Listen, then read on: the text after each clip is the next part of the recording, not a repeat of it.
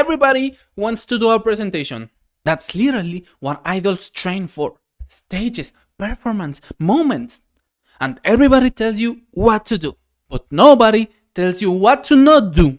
So today, let me welcome you to a practical guide on how to not make a K-pop presentation. We usually take production for granted. We expect the cameras to be functional. Or not even great, but decent. But sometimes production is not on your side at all. The first rule, the first step, the first thing you need to do to not have a presentation is have production against you. I don't know what happened backstage. Maybe someone was rude to the staff. Maybe someone didn't beat the bully allegations. Of course, it's a joke.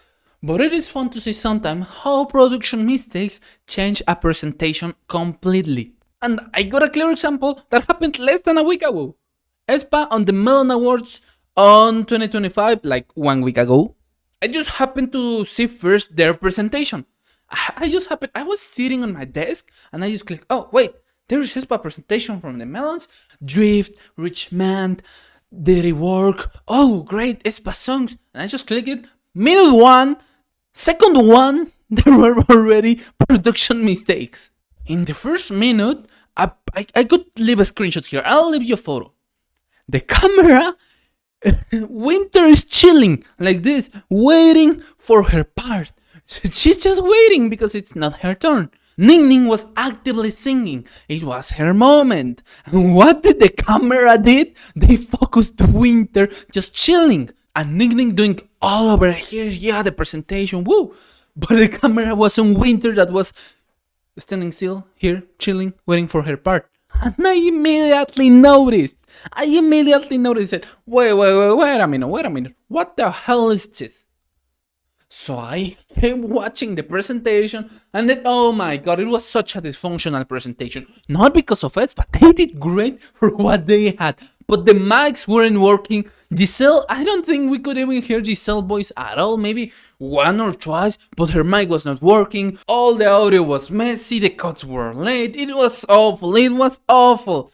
And the best part of it is that people noticed it. And the comments on, oh my god, everybody said, what the hell happened with production? Because it was the only song, it was the only presentation that it happened. Because I also saw all the rest of the Melon Awards and they were good, they were great with production. But in aespa, they messed up badly. It actually makes me think if someone got fired that day.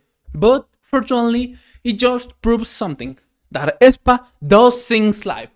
I am not going to have this infinite debate of do idols sing live, do they need to sing live, but they do heavy core. I'm not going to have that debate. If you want to have the debate, let me in the comments and I'll make a video about it.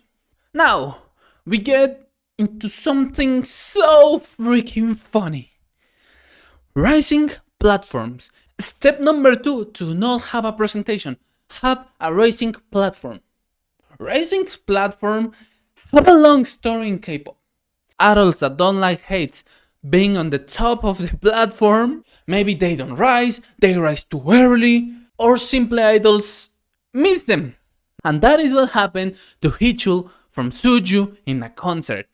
And honestly, you see the video, I'll leave the video in the description. It is so fun to see it.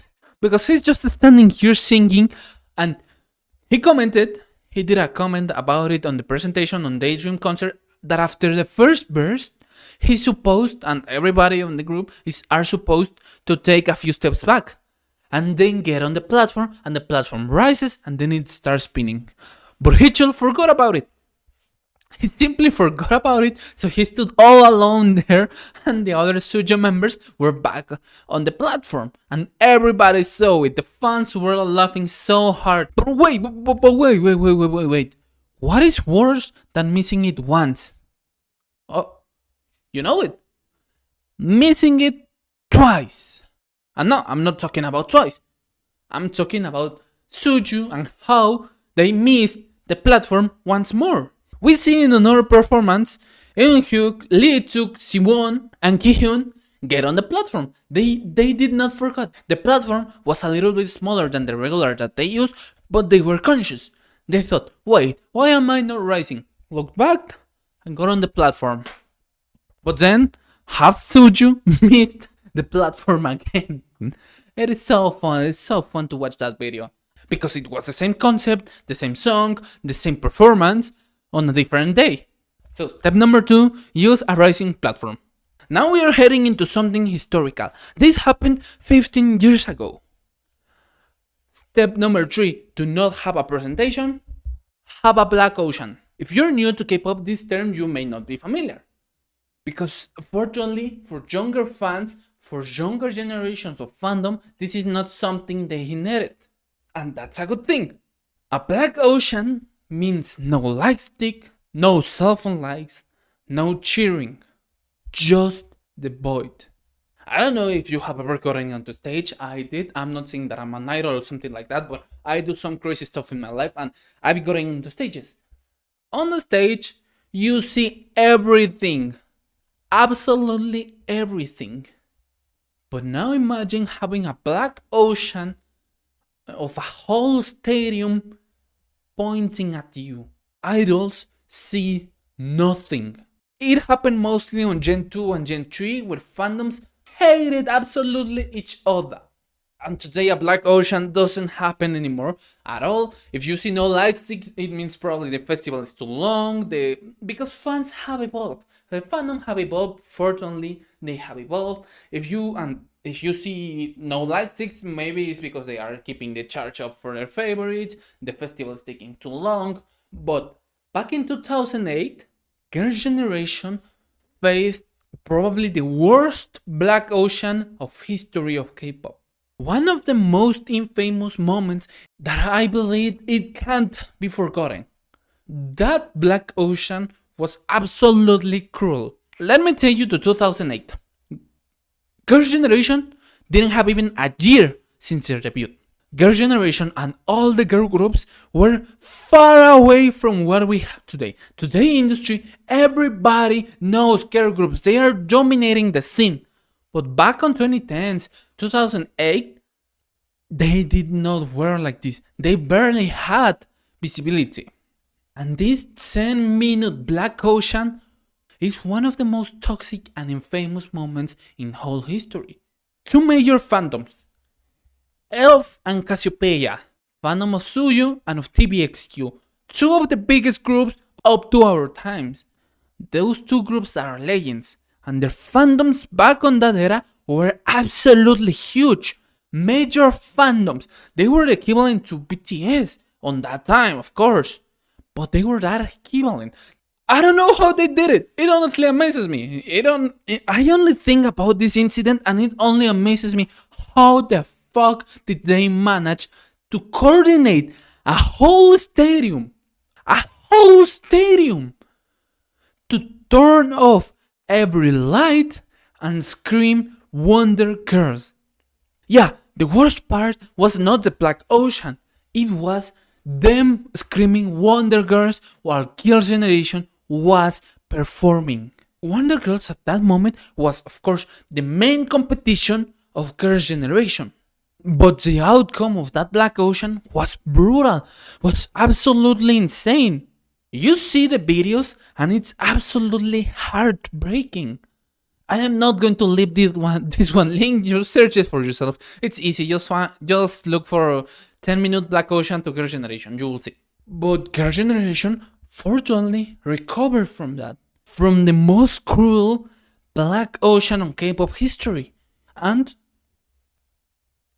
it was part of their history, but Girls' Generation also became the biggest K-pop girl group. So that black ocean just made them stronger. So step number 3, to not make a presentation, have a black ocean. And now we get into something more complex and deep. I am not here to make fun of them, because GFRIEND, I love GFRIEND. I met them, their songs are incredible, remember, they were incredible, and they have suffered so much through their career. But this is a practical guide on how to not make a presentation. And the step number 4 is nobody check the weather. Another day in the business of an idol life. They got a presentation of Me Gustas 2. And that performance should have been a regular outdoor stage. But it had been raining. The stage was wet, the floor was slippery. And what happens when you mix heavy movement chorus with a wet floor? accident. Through all the performance, different members kept falling and falling over, mostly Juju, but everyone tried their best to not sleep on the floor. But every single time they fell, they stood up and kept going with the presentation. And let me give you a little bit of context. This was 2015. GFRIEND came from a small company, Source Music, that currently is the company of Le Seraphim. But Source Music, back on the time, was nowhere near to where they are right now. GFRIEND, they didn't have even 1 year since debut. One bad performance back on that time meant you were no longer invited. No second chance with the promoter. They didn't have endless chances. And there was not a backup plan. There was nothing they could do. That was the reality. GFRIEND did their best, their absolute best, pushed through it because they knew they probably would not get a second chance. And even as rookies, they performed as absolute professionals. That's why GFRIEND has such a strong legacy, because they kept going against every adversity. Juju even fractured her finger on that performance. That stage didn't define GFRIEND. It only made them stronger. 2021 was the year of the disband of GFRIEND. Maybe I can later make a talk about GFRIEND, their disband, and a practical guide on how to not disband a group. But GFRIEND's legacy is to be one of the best groups of modern K-pop. A group known for their discipline, their resilience, and their performance integrity. They kept performing and they kept going. GFRIEND have gone through so much bullshit through their careers. Maybe I do a video about them because they won't be recognized at all. If you don't know about GFRIEND, let me give you some song recommendations. Apple, Me Gustas 2, of course, and Time for the Moon. Like, those are some of my favorites from GFRIEND. Give them a try, because GFRIEND teach us how to not make a presentation. The step number 4, nobody check the weather. To end this video, first, make sure to subscribe, so I keep making videos about K-pop and how it works. And second, the core rules to not make a presentation. Mess up with production team, have a racing platform, mess up with the fandoms, and have a black ocean, and don't check the weather.